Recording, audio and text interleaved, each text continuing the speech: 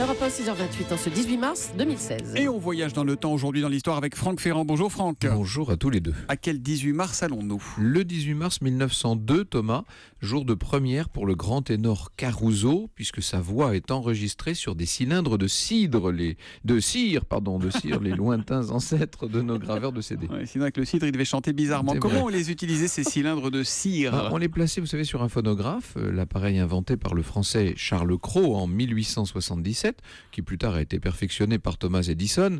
Le principe est simple, un stylet vibre sous l'effet du son et reproduit ces vibrations en les gravant sur donc ce cylindre de cire en rotation.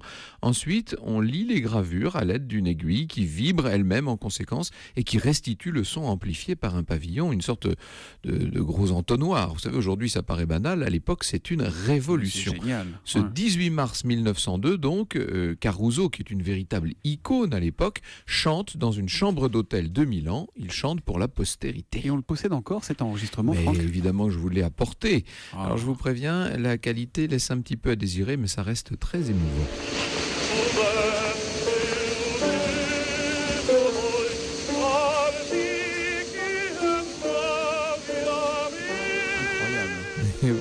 La voix de Caruso était enregistrée par Fred Geisberg, qui est un ingénieur de HMV, la voix de son maître, vous savez, le label au petit chien devant un pavillon de gramophone.